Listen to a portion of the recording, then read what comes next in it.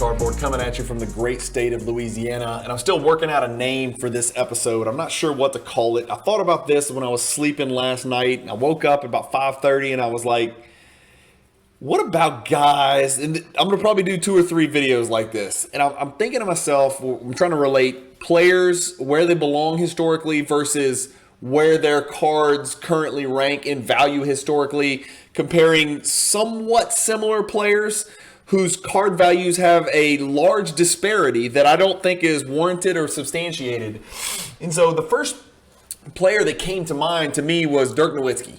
And I was kind of trying to think to myself, who is he the equivalent of throughout history, right? And so this video that I'm doing today may generate a little bit of kickback, older generation versus my generation versus even younger generation.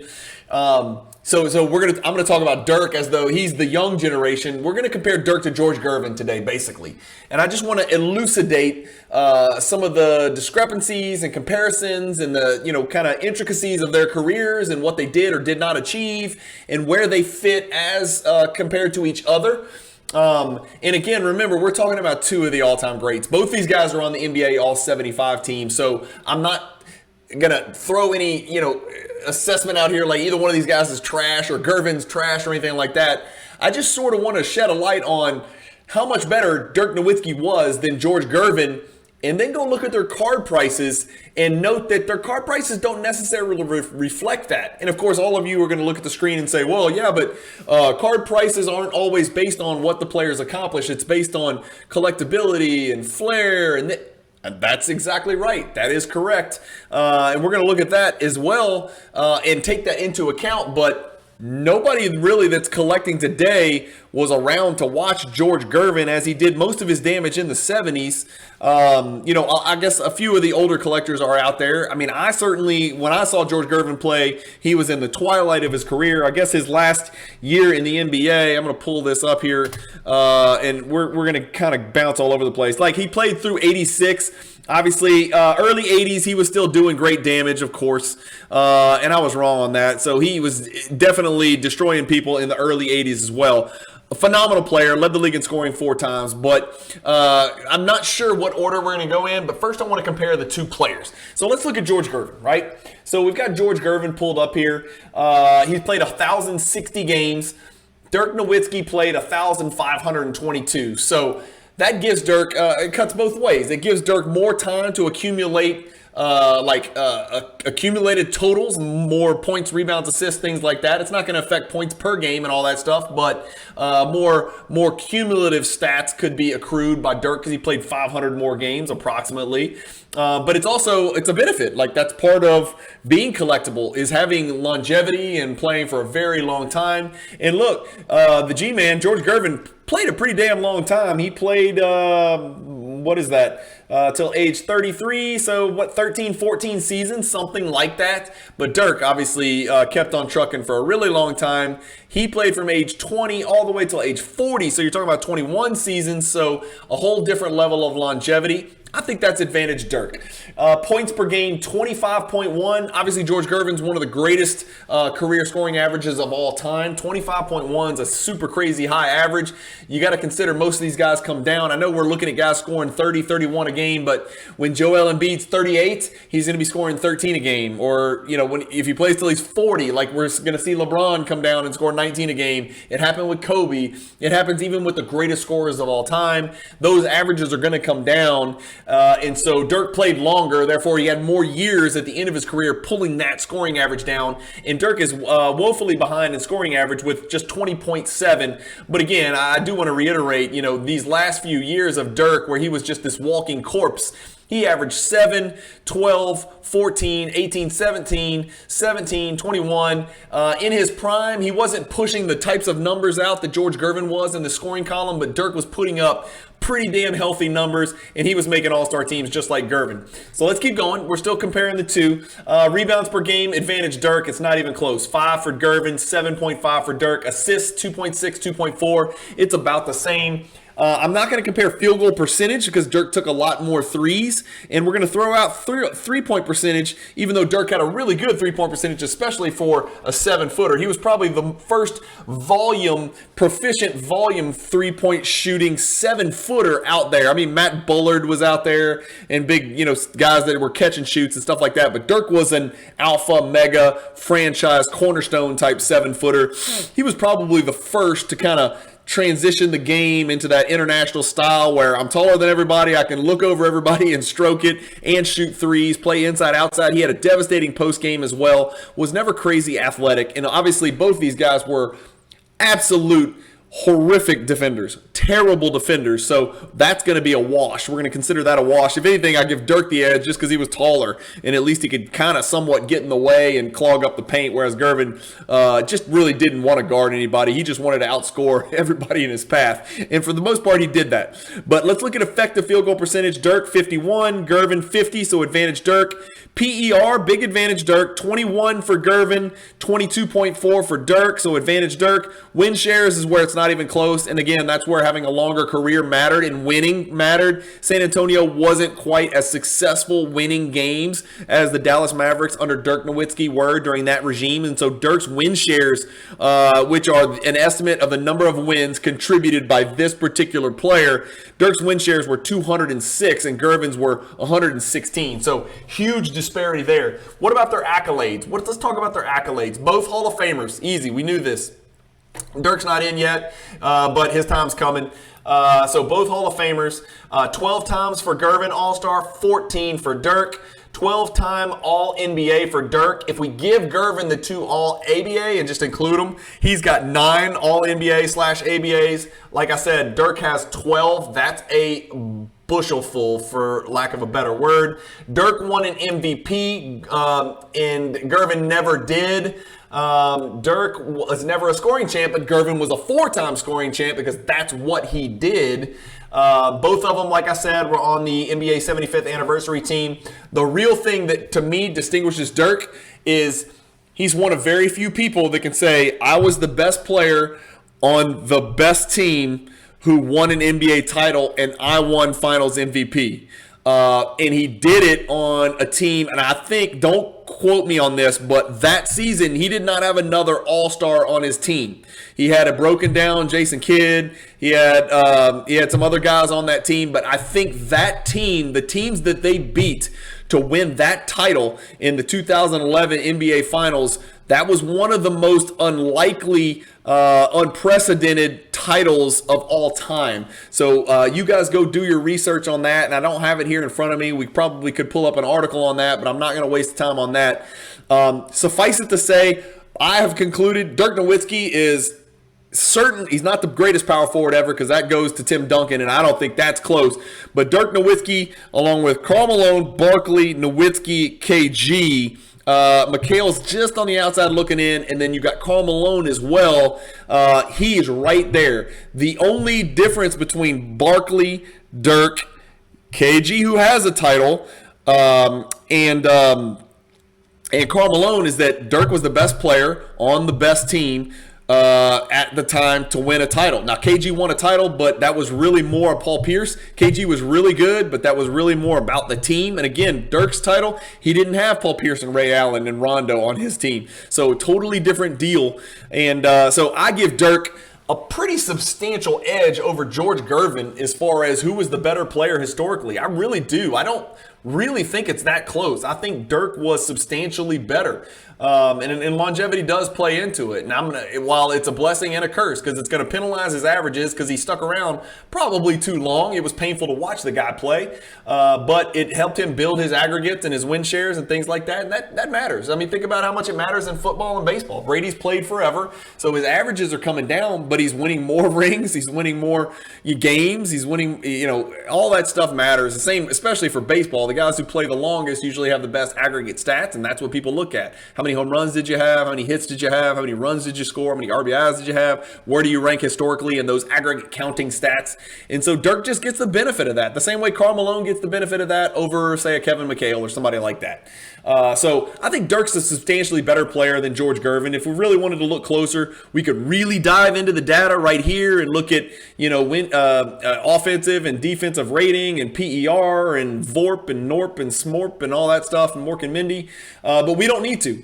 But what we do need to look at is their cards. And here's what's funny. I'm going to compare it to what I think are very similar cards. Now, the one thing I'll say about George Gervin, and this is something that I've always said about cards, let's say starting 1989 and before, right? 1989 and before, there's one rookie card. Now, you can have the Jordan Star versus Fleer argument, but generally speaking, there's one rookie card. George Gervin's got this 1974 Topps PSA 10 rookie card. That's it. That's what he's got.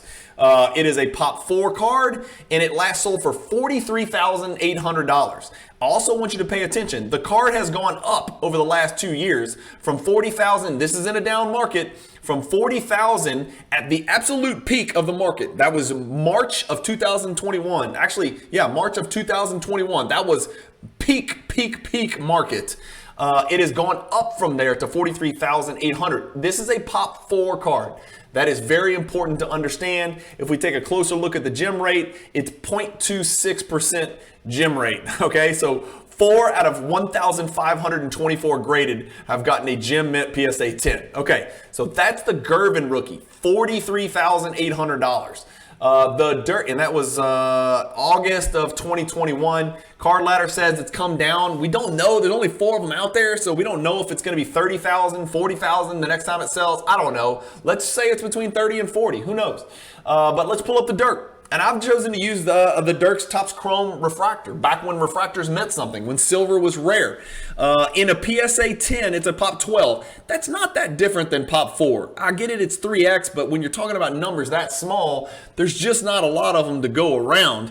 And there's a lot more people that are collecting cards when Dirk was playing than there were collecting cards when Gervin was playing. So you would think the demand would be much higher. More than 3X. I would think there were 3 times as many people that want a Dirk card as want a Gervin card. Again, we're not talking about Jordan and Bird and Magic and Kobe and LeBron. Obviously, there's collector bases for those guys, dwarf both of these cats. But I would think there would be more Dirk collectors out there by a pretty large magnitude than there are George Gervin collectors, just because basketball cards weren't the thing back then. And they kind of started to be the thing in the late 90s. And that's when Dirk's rookie card is from. It's this 1998 Topps Chrome Refractor where he looks like an alien. He was actually jumping, which was very rarely the case. But that's a Pop 12 card. If we look at that, the gem rate's a little bit higher. It's 6.15%. But what does that tell me? The card, not just the PSA 10, the card is more rare, right? We think of vintage, really low print runs. No, not low print runs. Between PSA and Beckett, 342 have been graded. If we go back and look at the Gervin, between PSA and Beckett, 1,700 have been graded. That's a big difference. So the actual Topps Chrome Refractor is more rare. Now the difference is Dirk had other rookie cards to choose from. He had low pop, parallels, inserts, a million different brands. You got your finest, you got all kinds of other options out there. So that cuts against the argument that Dirk Nowitzki's PSA 10 Chrome Refractor should be worth more than Gervin. But when you look at how many of the cards were actually out there, well, not that many Topps Chrome Refractor Dirk Nowitzki's made. If we start to look at the base, the numbers go up a little bit more. Obviously, that's a whole different deal. If we look at the base and then click on the population, now you're talking about $3,000, right? You're talking about over 3,000 of those. Well, now those are more populates and those are higher printed than the Gervins. But we're comparing not necessarily apples to apples, but green apples to red apples. We'll put it that way. Did I make that up? If I made that up, I copyright that. So just let it be known. But going back to the refractor, here's the deal. Look what the Dirk refractor's done over the last 2 years. It's down 47%. In the Gervin, we haven't really seen that. Now, the problem is the Gervin hasn't sold since August of 2021, if I recall. So here we go. It hasn't sold since August of 2021. We don't know where it's going. But my guess is if one of these Pop 4 Gervins shows up in the wild, in an eBay, or not an eBay, it's going to be, Golden, PWCC, Heritage, whatever. It ain't going to be selling for $18,066. And in fact, Card Ladder estimates that the Dirk right now, if it went to open market, would sell for $11,000. Is the George Gervin 3/4 times as valuable as Dirk? Yeah, it is. But my question to you guys, and this is how all my videos are, I don't ever actually conclude anything. Why? Why is the George Gervin card, which is a much more boring card, it's not shiny, it's not new, it doesn't appeal as much to ultra modern and modern collectors. I get it that there is the vintage pull and the allure for a vintage collector, and I'm asking for comments from some of you vintage guys in support of the Gervin card. And again, maybe I'm wrong, maybe it's just because there's only one Gervin rookie and there's multiple options to choose from Dirk. Maybe it's because it's only a pop 4 and the Dirk is a pop 12, it's 3x. I get all that. That being said, I don't see it, man. I just think Dirk was a much better player. He's much more historically relevant. He has much more. He's much more accomplished historically, and I think the card's sexier. And honestly, I think that the Dirk card should not only be worth not 1/3, but I think it should be worth more than that Gervin card. Again, Gervin played probably a more exciting brand of basketball, but guess what? Nobody saw it because none of those games were live, and he wasn't relevant because his teams never won a damn thing. And Dirk's teams were perennial winners, and he single-handedly won a title, probably more single-handedly than any player in history except maybe a Brent Barry. That team that he took to and won the NBA Finals, and I don't want you guys to forget the team that he beat in the NBA Finals was LeBron, Wade, and Chris Bosh. Prime Wade, Bosh, and LeBron. That's no joke, and that was not supposed to happen, and Dirk Nowitzki did that. George Gervin never did anything like that. George Gervin can never stick a claim as I beat Michael Jordan in the NBA Finals, and I was the MVP, or I beat LeBron James in the NBA Finals, and I was the MVP, or I beat Kobe Bryant in the NBA Finals, and I was the MVP. I just see Dirk as being better all around, and the fact that his card's 18,000, card ladder projects 11. We don't know. We don't know where the next one will sell. I wonder if we can buy one on eBay. That's a cool little link. No, of course not. There's not going to be one there. But you guys get my point. Again, the gem rate's 6%. Is that a lot higher than the Gervin? Sure. Is it harder to gem the Gervin? Yes. Does Gervin have one rookie? Yes. Does Gervin, have that appeal as a vintage card? Yes. But why? Why is it more highly sought after and more valuable than the Dirk Nowitzki? I realize everybody's going to say it's supply and demand, but that doesn't really answer the question. My question to you is, why? We know what the supply is, but why is the demand higher for George Gervin, for a guy that played in the worst era of NBA basketball, which was the mid to late 70s? It was terrible because the talent was split amongst the ABA and the NBA, and there just was not a dearth of absolute, historical basketball phenoms playing at the time. The 70s was the worst decade from a talent standpoint. It just was, whether anybody likes to admit it or not. The 60s was better and the 80s was better, and we know what the hell happened in the 90s, the 2000s, and the 2010s and the 2020s. We're seeing it today. The 70s was the weakest era, and that's why Kareem dominated. And that's an argument that's used against Kareem's greatness, is that he played in the weakest era when he didn't really have anybody to stand up to him, and he just decimated inferior opponents and inferior defenders. So I don't know. Am I crazy? You guys let me know what you think. Again, if you gave me $15,000 and said pick a card, I'm taking Dirk Nowitzki, man. I'm just taking the Dirk card. That's just me. Again, I want to be very clear. I don't own a George Gervin rookie card of any grade. I don't own a George Gervin card at all. I think the only Dirk Nowitzki card I own is a 2012 base Prism because I'm trying to collect the set. I don't think I own any other Dirk Nowitzki cards that I can think of to my knowledge. I certainly don't own this card. So I don't have a dog in this hunt. I just wanted to shed a little light on this interesting disparity between two all-time greats. But I think one of them is just a much better player than the other, and his cards don't necessarily reflect that. This won't be the last video I do like this. I've got a couple other guys in mind whose cards I think are a little bit undervalued now. And look, I'm not saying go out and buy a Dirk Nowitzki refractor. If I was going to be giving advice, I'd say go buy Michael Jordan, because that's what I do, and you guys know that if you watch my channel. So by no means am I saying go sell your Gervin and go buy a Dirk. I'm simply throwing the question out there, what's going on here and why? Somebody comment below. Let's get an engagement and a back and forth going. I want to know more about it, and I want to get your thoughts about this. Maybe I have undersold the issue that there's thousands of other Dirk Nowitzki rookie cards to choose from. Whereas with George Gervin, 1974 Topps is what it is, and that is it. But again, red apples to green apples. Like, there's a lot more to it than that. So let me know in the comments what you think. Hit the subscribe button, hit the like button, hit the bell icon to get notifications. I'm going to do a couple more videos like this where we compare guys from maybe the 70s and 80s to guys from the 90s and early 2000s rookie cards, and then just kind of make that comparison. It is really hard to do because cards started to get printed so much in the early 2000s across the many different brands, and so it's going to be a real tough comparison.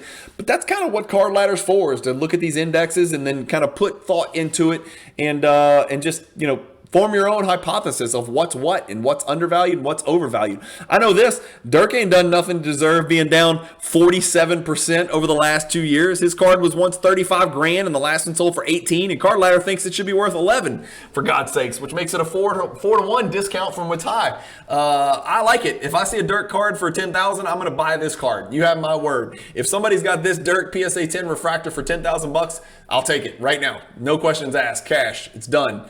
Anyway, thank you guys as always for watching. Keep collecting. Stay positive in the hobby. Let me know if you're on Team Dirk or Team Gervin in this argument. And peace.